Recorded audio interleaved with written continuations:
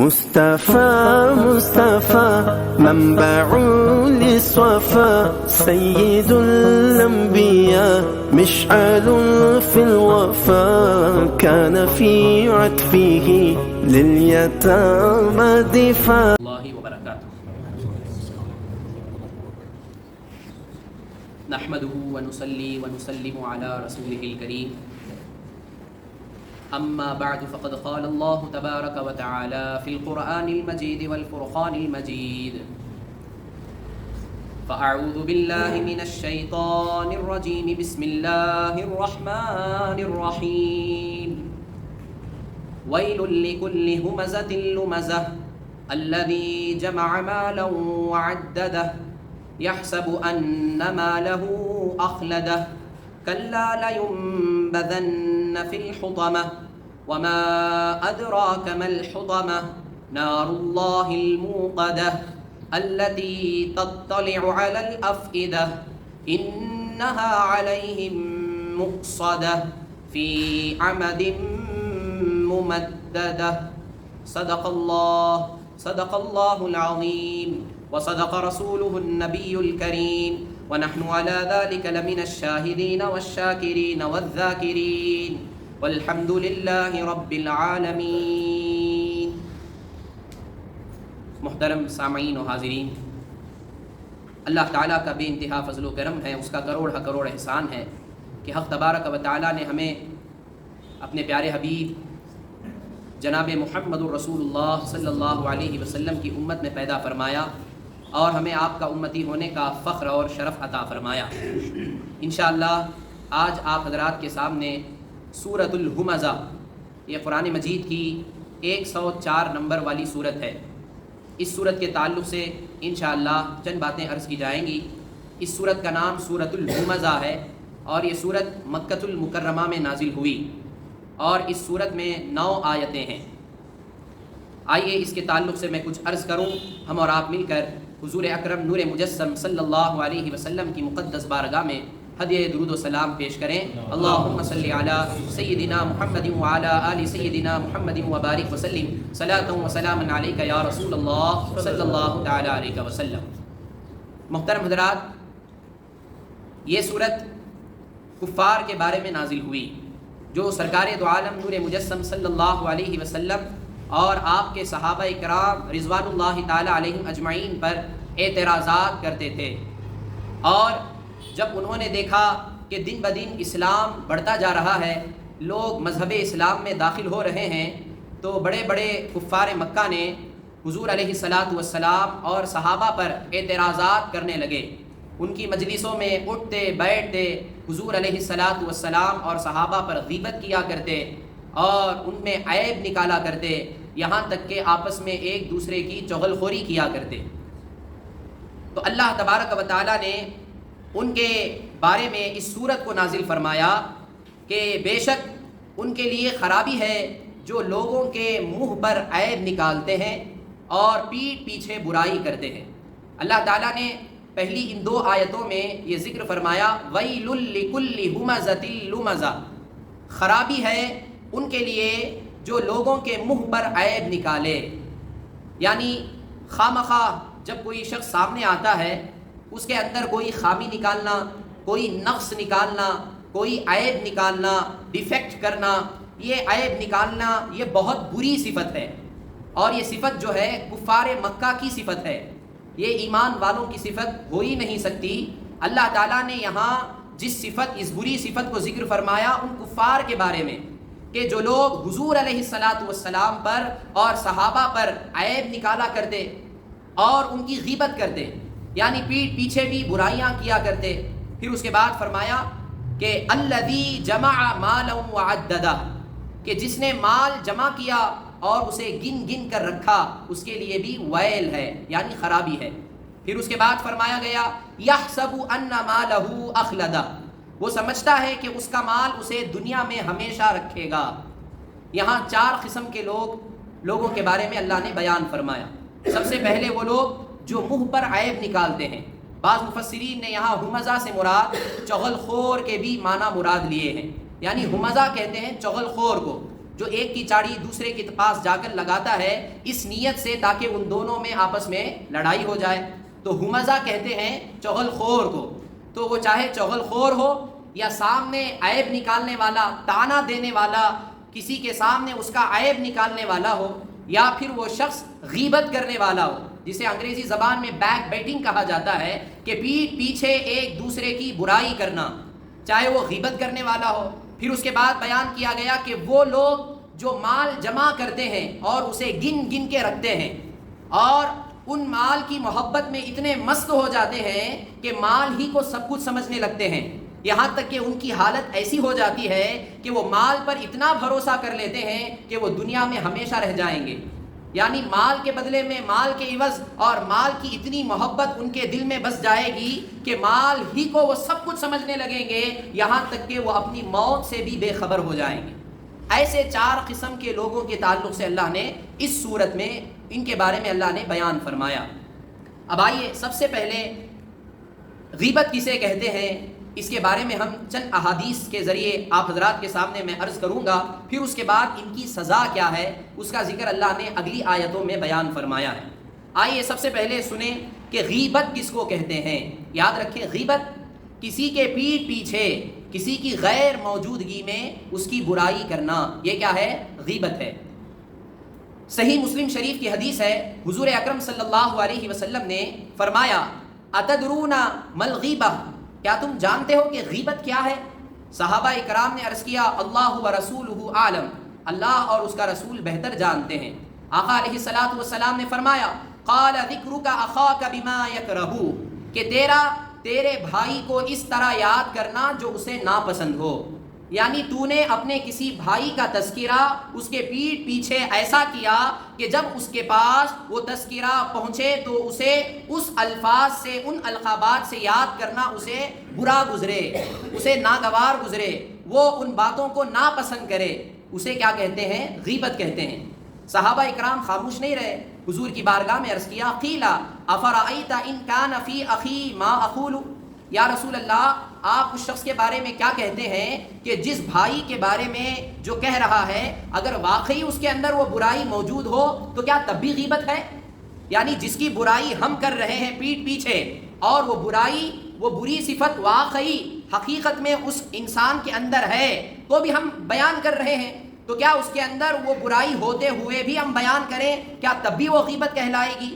تو حضور علیہ الصلوۃ والسلام نے ارشاد فرمایا ان کان فیہ ما تقول فقد اغتبتہ، ہاں اگر وہ چیز، وہ برائی اس کے اندر ہے تبھی تو وہ غیبت ہے. وَإِن لَّمْ يَكُنْ فِيهِ فَقَدْ بَهَتَّهُ، اور اگر وہ برائی اس کے اندر نہیں ہے پھر بھی تم اس کی طرف اس برائی کی نسبت کرتے ہوئے اس کی برائی کر رہے ہو تو یہ غیبت سے بڑا گناہ ہے جس کو بہتان کہا جاتا ہے، یعنی کسی پر جھوٹ باندھنا. تو یہاں 2 گناہ معلوم ہے، ایک ہے غیبت، ایک ہے بہتان. یہ دونوں گناہ کبیرہ ہیں، یہ دونوں حرام ہیں، فرض ہے. یاد رکھیں اس چیز کو، ان سے بچنا فرض ہے. غیبت کرنا اور بہتان لگانا کیا ہے؟ گناہ کبیرہ ہے، حرام ہے، اور اس سے بچنا کیا ہے؟ فرض ہے. یہاں ایک شریعت کا اصول یاد رکھ لیں کہ جو چیز کرنا شریعت میں فرض ہے اس چیز کو نہ کرنا حرام ہے. جیسا کہ نماز پڑھنا فرض ہے اور نماز کا نہ پڑھنا کیا ہے؟ حرام ہے، گناہ کبیرہ ہے. اسی طرح برعکس غیبت کرنا کیا ہے؟ گناہ کبیرہ ہے، حرام ہے. تو اسی طرح غیبت سے بچنا کیا ہے؟ فرض ہے. اور جو چیز حرام ہوتی ہے اور جو چیز فرض ہوتی ہے ان کا علم حاصل کرنا فرض ہے. تو غیبت کے بارے میں جاننا، غیبت کے بارے میں نالج حاصل کرنا یہ ہر مسلمان پر فرض ہے، کیونکہ یہ فرض علوم میں داخل ہے. کیونکہ آج ہمارے معاشرے میں آپ دیکھیں کہ جہاں 3-4 لوگ جمع ہو جاتے ہیں تو دوسروں کے بارے میں باتیں شروع ہونے لگتی ہیں، ایک دوسرے کی پیٹھ پیچھے برائی کرنے لگتے ہیں. یہ برائی ہمارے معاشرے میں اتنی عام ہو چکی ہے کہ کوئی بھی شخص اس کو برا ہی نہیں سمجھتا. یعنی اپنا وقت گزارنے کے لیے، اپنا ٹائم پاس کرنے کے لیے بس اپنے اندر جوش پیدا کرتے ہوئے اپنے وقت کو اچھا گزارنے کے لیے لوگ کیا کرتے ہیں؟ ایک دوسرے کی پیٹھ پیچھے برائی کرنے لگتے ہیں، حالانکہ شریعت میں یہ کیا ہے؟ حرام ہے۔ غیبت اتنا بڑا گناہ ہے کہ حضور اکرم نور مجسم صلی اللہ علیہ وسلم فرماتے ہیں الغیبت اشد من الزنا، کہ غیبت زنا سے بھی بڑا گناہ ہے۔ زنا کہتے ہیں کہ برا کام کرنا، شادی کے بغیر نکاح کے عورت سے غلط کام کرنا، بدفعلی کرنا، یہ کیا ہے؟ زنا ہے۔ یہ زنا بھی تو بہت بڑا گناہ ہے، زنا بھی گناہ کبیرہ ہے، لیکن حضور فرماتے ہیں کہ غیبت یہ زنا سے بھی بدترین جرم ہے، یہ غیبت جو ہے زنا سے بھی بدتر گناہ ہے۔ صحابہ اکرام نے عرض کیا یا رسول اللہ کیف الغیبت اشد من الزنا، یا رسول اللہ جو غیبت ہے یہ زنا سے زیادہ سخت کیسے ہے؟ حالانکہ بظاہر دیکھا جائے تو زنا بدترین گناہ نظر آتا ہے، لیکن حضور اکرم صلی اللہ علیہ وسلم کی بارگاہ میں جب صحابہ نے عرض کیا یا رسول اللہ غیبت زنا سے بھی بدتر ہے، یہ کیسے؟ تو حضور اکرم صلی اللہ علیہ وسلم نے فرمایا کہ ان الرجل لیزنی فیتوب اللہ علیہ، کہ بے شک جب انسان زنا کرتا ہے تو زنا کرنے کے بعد جب اس کے دل میں توبہ کی توفیق ہوتی ہے تو اللہ کی بارگاہ میں توبہ کرتا ہے تو اللہ اس کی توبہ قبول فرما لیتا ہے، لیکن غیبت کرنے والے کی توبہ ایسی نہیں ہے۔ کیوں؟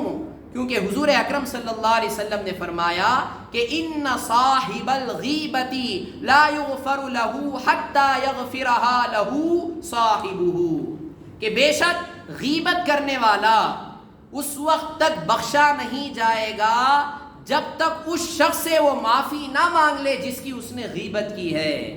یعنی غیبت کے گناہ کی معافی کے لیے صرف اللہ کی بارگاہ میں توبہ کر لینے سے وہ گناہ معاف نہیں ہو جاتا جب تک کہ انسان جس کی غیبت کی ہے اس شخص کے پاس جا کر اس سے معافی نہ مانگ لے، کیونکہ غیبت کرنا یہ حقوق العباد کو پامال کرنا ہے، کسی کی پیٹھ پیچھے برائی کرنا یہ اس انسان کے حقوق میں حق تلفی کرنا ہے۔ تو اسی لیے یاد رکھیں غیبت کیا ہے؟ زنا سے بھی زیادہ بدترین سے بدترین جرم ہے۔ تو غیبت بہت بڑا گناہ ہے، پیٹھ پیچھے کسی کی برائی کرنا یہ بہت بڑا جرم ہے۔ اور اسی طرح یہ بھی یاد رکھیں کہ اللہ تعالیٰ نے قرآن مجید میں فرمایا لا یغتب بعضکم بعضا ایحب احدکم ان یأکل لحم اخیہ میتا فکرہتموہ واتقوا اللہ، کہ تم آپس میں ایک دوسرے کی غیبت نہ کرو۔ اللہ تعالیٰ ایمان والوں کو حکم دیتا ہے کہ آپس میں تم ایک دوسرے کی غیبت نہ کرو۔ کیا تم میں سے کوئی شخص اس بات کو پسند کرتا ہے کہ وہ اپنے مردہ بھائی کے گوشت کو کھائے؟ وہ اپنے مردہ بھائی کے گوشت کو کھائے؟ یقیناً تم میں سے کوئی شخص اس بات کو پسند نہیں کرتا۔ آدمی کا گوشت کھانے والے کو کیا کہا جاتا ہے؟ آدم خور کہا جاتا ہے، اور آدم خور یہ بدترین صفت ہے۔ وہ بھی انسان کا گوشت کھانا، وہ بھی انسان میں مردے کا گوشت کھانا، وہ بھی مردے میں اپنے بھائی کا گوشت کھانا، یہ کتنی بدترین صفت ہے کہ اللہ تعالیٰ نے فرمایا کہ غیبت کرنا ایسا ہے جیسا کہ تم اپنے مردہ بھائی کا گوشت کھا رہے ہو۔ تو محترم حضرات غیبت جو ہے بدترین جرم ہے۔ ایک آخری حدیث سن لیں، حضور اکرم صلی اللہ علیہ وسلم نے ارشاد فرمایا کہ میں معراج کی رات ایسی قوم کے پاس سے گزرا جو اپنے چہروں اور سینوں کو تانبے کے ناخنوں سے نوچ رہے تھے۔ میں نے پوچھا اے جبریل علیہ السلام یہ کون لوگ ہیں؟ انہوں نے عرض کی یا رسول اللہ یہ لوگوں کا گوشت کھاتے تھے، یعنی غیبت کرتے تھے اور ان کی عزت اچھالا کرتے تھے۔ یہ ایسے لوگ ہیں، یعنی غیبت کرنے والا دنیا میں بھی تباہ و برباد رہتا ہے، آخرت میں بھی تباہ و برباد رہتا ہے۔ تو غیبت بہت بڑا گناہ ہے۔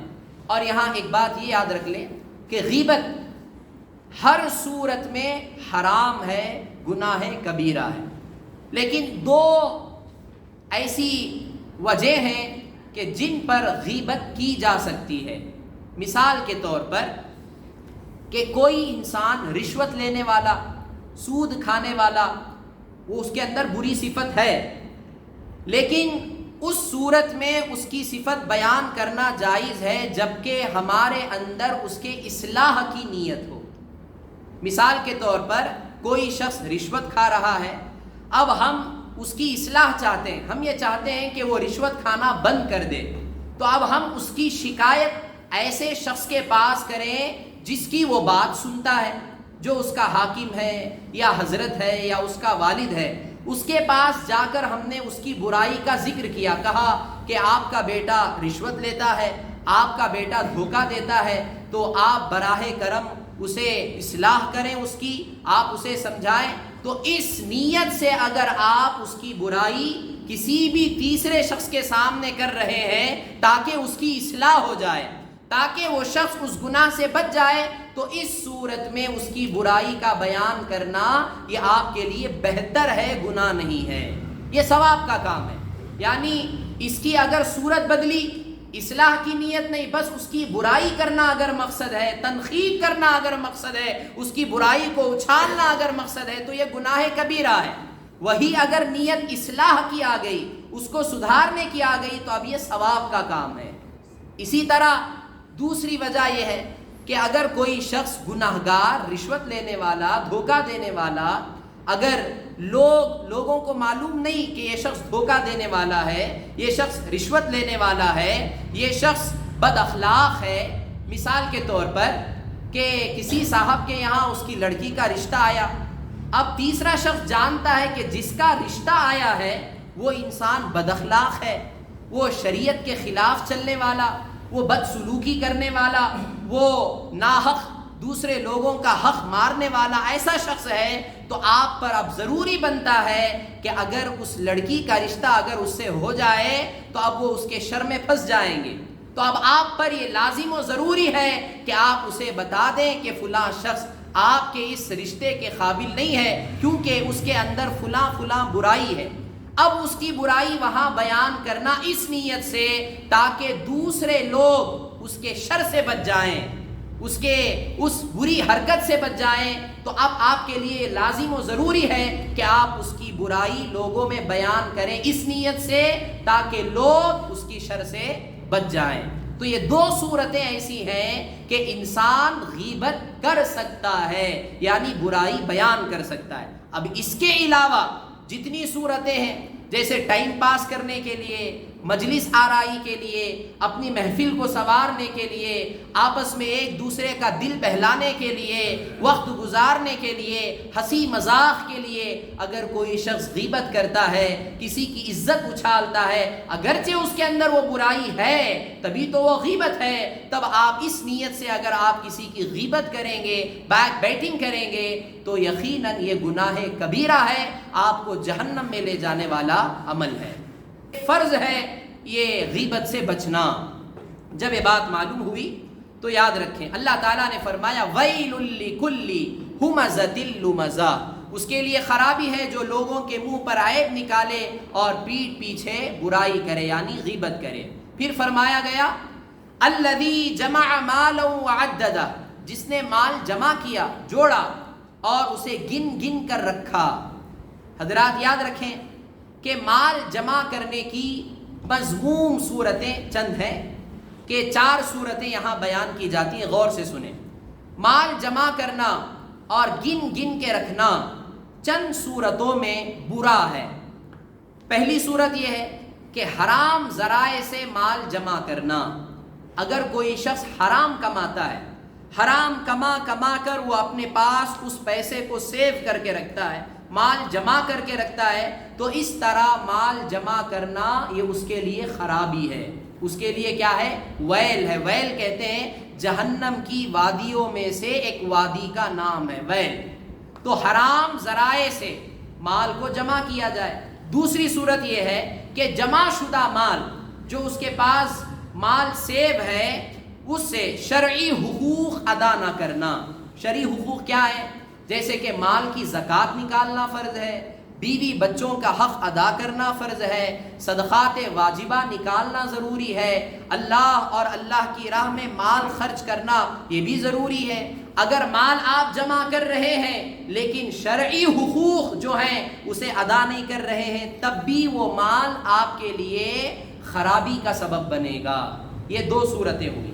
تیسری صورت یہ ہے کہ مال جمع کرنے میں ایسا مشغول ہو جانا کہ اللہ تعالیٰ کو بھول جائے، یعنی صرف مجھے مال کمانا ہے، دنیا کمانا ہے، اور اس میں اتنا منہمک ہو جانا، اتنا اس میں مست ہو جانا کہ اللہ کو بھول جائے۔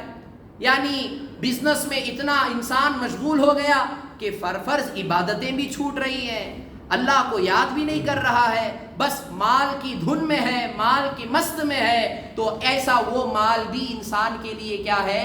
خرابی کا باعث ہے، اس کے لیے ویل کا باعث ہے۔ یہ تیسری صورت ہے۔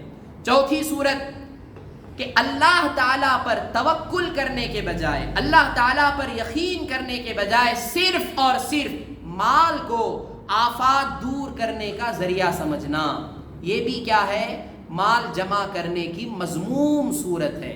یعنی مال کو ہم نے جمع کر لیا، اب ہم نے یہ عقیدہ رکھا، یہ بلیف کیا کہ ہمیں تکلیفوں سے نکالنے والا، مصیبتوں سے نکالنے والا صرف مال ہے، مال پہ ہی بھروسہ کیا اور اللہ کی ذات پہ بھروسہ نہیں رہا، تو یاد رکھیں یہ مال بھی انسان کے لیے تباہی کا باعث بن جائے گا۔ تو یہ چار صورتیں ایسی ہیں کہ جس میں مال کو جمع کرنا کیا ہے؟ یہ صحیح طریقہ نہیں ہے۔ اگر ان طریقوں پر آپ مال جمع کریں گے تو ان طریقوں پر مال جمع کرنا یہ آپ کے لیے بہت بڑے عذاب کا ذریعہ بن جائے گا۔ اسی لیے اللہ نے فرمایا وائل ہے اس کے لیے کہ جس نے مال کو جوڑا اور اسے گن گن کے رکھا، یحسب ان مالہ اخلدا، کہ مال کی محبت میں مست ہو کر وہ سمجھنے لگا کہ اس کا مال اسے دنیا میں ہمیشہ رکھے گا۔ یعنی اس کی حالت ایسی بن جاتی ہے مال کی محبت میں کہ وہ سمجھنے لگتا ہے کہ میں اب مال کے بل بوتے پر ہمیشہ دنیا میں رہوں گا۔ اب یہ چار لوگوں کے بارے میں اللہ نے بیان فرمایا۔ اب جو لوگ اس طرح گمان کرتے ہیں، جو اس طرح کا خیال رکھتے ہیں کہ جو غیبت بھی کر رہے ہیں، منہ پر تانا بھی دے رہے ہیں، عیب بھی نکال رہے ہیں، مال بھی جمع کر رہے ہیں اور مال ہی کو سب کچھ سمجھ رہے ہیں، ایسوں کے تعلق سے اللہ نے فرمایا کلا کلا لینبذن فی الحطمہ، ہرگز نہیں۔ یعنی وہ جو خیال کر رہے ہیں، وہ جو اپنے دل میں سوچ رہے ہیں، یہ ان کا خیال باطل ہے، ہرگز نہیں، ہرگز وہ دنیا میں ہمیشہ نہیں رہیں گے۔ ایسی صفتیں رکھنے والے، ایسی چیزیں اپنے اندر رکھنے والے لَيُنبَذَنَّ فِي الْحُطَمَةِ، کہ وہ ضرور ضرور چورا چورا کر دینے والی میں پھینک دیے جائیں گے۔ یعنی ایسا شخص چورا چورا کر دینے والی آگ میں پھینک دیا جائے گا۔ پھر فرمایا گیا وَمَا أَدْرَاكَ مَا الْحُطَمَةُ، تمہیں کیا معلوم کہ حطمہ کیا ہے، چورا چورا کر دینے والی چیز کیا ہے، آپ کو کیا معلوم؟ پھر اللہ تعالیٰ نے فرمایا وہ چیز کیا ہے؟ نار اللہ الموقدہ، وہ اللہ تعالیٰ کی بھڑکائی ہوئی آگ ہے، وہ اللہ تعالیٰ کی بھڑکائی ہوئی آگ ہے۔ یعنی یہ جو چار صفتیں اپنے اندر رکھتا ہے وہ ایسی آگ میں داخل کیا جائے گا جو انسان کے جسم کو، اس کی ہڈیوں کو، اس کے گوشت کو چورا چورا کر دے گی، اور یہ اللہ کی بھڑکائی ہوئی آگ ہے اور وہ آگ کبھی بجھنے والی نہیں ہے۔ نار اللہ الموقدہ۔ پھر فرمایا گیا التی تطلع علی الافئدہ، اور وہ آگ کی صفت کیا ہوگی کہ وہ جو دلوں پر چڑھ جائے گی، یعنی وہ آگ انسان کے ظاہر کو بھی جلائے گی، وہ آگ انسان کے باطن کو بھی جلائے گی، یہاں تک کہ وہ آگ انسان کے دل پر چڑھ جائے گی۔ حضرات یاد رکھیں، دل ایسی چیز ہے کہ جس میں ذرا سی بھی گرمی برداشت نہیں ہوتی، تو جب جہنم کی آگ ان پر چڑھ جائے گی اور دل تک پہنچ جائے گی تو اس وقت کیا حال ہوگا کہ دل کو جلانا، اللہ نے یہاں دل کو جلانے کا ذکر اس لیے فرمایا کہ دل ہی وہ جگہ ہے جس میں انسان کفری عقائد رکھتا ہے، جس میں انسان باطل عقیدے رکھتا ہے، جس میں انسان بری نیتوں کو جنم دیتا ہے، وہی دل ہے کہ جس میں انسان برائیوں کے تعلق سے سوچتا ہے اور برائی کے محبت اس کے دل میں جمع ہو جاتی ہے۔ اسی لیے دل جو ہے انسان کی سب سے اہم جگہ ہے۔ اور یاد رکھیں جہنم کی جو آگ ہوتی ہے، حدیث مبارکہ سماعت فرما لیں، حضرت ابو ہریرہ رضی اللہ تعالیٰ عنہ فرماتے ہیں، ترمذی شریف کی حدیث ہے کہ حضور اکرم صلی اللہ علیہ وسلم نے فرمایا کہ جہنم کی آگ جو ہے 1000 برس بھڑکائی گئی، یہاں تک کہ وہ آگ سرخ ہو گئی، لال ہو گئی۔ پھر اس کے بعد فرماتے ہیں آقا علیہ السلام کہ پھر 1000 سال بھڑکائی گئی، یہاں تک کہ وہ آگ سفید ہو گئی، وائٹ ہو گئی۔ پھر فرماتے ہیں کہ پھر 1000 سال بھڑکائی گئی، یہاں تک کہ وہ آگ کالی ہو گئی، بلیک ہو گئی۔ اب وہ آگ کالی ہی رہے گی، یعنی اتنی شدید گرمی اس میں رہے گی۔ اب بظاہر دنیا میں انسان کو جو گرمی پہنچتی ہے وہ 3 چیزوں کے ذریعے پہنچتی ہے۔ ایک آگ جلانے کی وجہ سے، جب آگ جلائی جاتی ہے، اس قسم کی تمام چیزیں لے لیں کہ آگ جلائی جاتی ہے تو آگ کی گرمی انسان محسوس کرتا ہے۔ دوسری چیز سورج کی گرمی، جب سورج کی گرمی بڑے زور پر ہو، بڑے شور پر ہو، جب سورج قریب ہو تو انسان سورج کی تپش سے بھی کیا کرتا ہے؟ گرمی محسوس کرتا ہے۔ اور تیسری چیز کہ انسان کو جب تیز بخار آ جاتا ہے تو تیز بخار کی گرمی یہ آگ کی طرح بھی نہیں ہوتی، سورج کی طرح بھی نہیں ہوتی، کیونکہ آگ کی گرمی، آگ جلائی جاتی ہے تو انسان آگ کو دیکھتا ہے۔ سورج کی گرمی، جب سورج اپنی گرمی دیتا ہے تو سورج نظر آتا ہے، لیکن بخار کی گرمی جو انسان کے جسم سے نکلتی ہے وہ گرمی نظر نہیں آتی، وہ گرمی نظر نہیں آتی، وہ گرمی محسوس ہوتی ہے کہ جب انسان کو بہت سخت بخار ہوتا ہے تو اس کے جسم میں ایسی حرارت پیدا ہوتی ہے کہ جس کی وجہ سے وہ بڑا بے چین ہو جاتا ہے۔ لیکن یاد رکھیں یہ تمام گرمیاں ختم ہونے والی، کہ دنیا میں آپ آگ جلائیں، آگ ہمیشہ نہیں جلتی، وہ چند مدت تک، چند لمحے تک جلتی ہے پھر بجھ جاتی ہے۔ سورج کی گرمی، جب سورج جب تک سوا نیزے پر ہو، سورج جب اپنی تپش پر ہو، اپنے زوروں پر ہو تو گرمی زیادہ دیتا ہے، لیکن جب سورج ڈوب جاتا ہے تو اس کی گرمی اتنی نہیں ہوتی جتنی سورج کے ظاہر ہونے کے وقت ہوتی ہے۔ اسی طرح بخار جب تک ہمارے جسم میں رہتا ہے ہمارا جسم گرم رہتا ہے، لیکن جیسے ہی بخار پسینہ آ کر اتر جاتا ہے تو بخار کی گرمی بھی ختم ہو جاتی ہے۔ لیکن جہنم کی گرمی ایسی نہیں ہے۔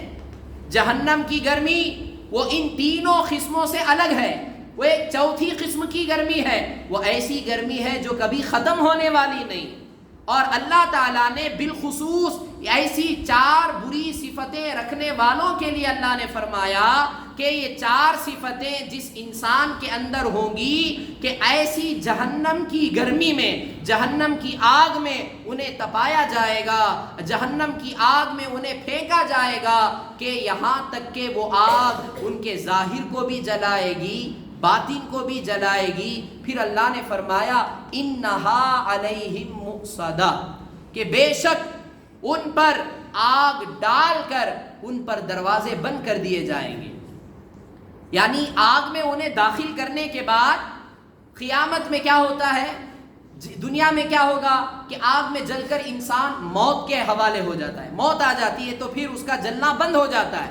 لیکن قیامت میں جہنم میں ایسا نہیں ہوتا کہ وہاں موت کو بھی موت آ جاتی ہے، کہ وہاں اب انسان کو موت نہیں۔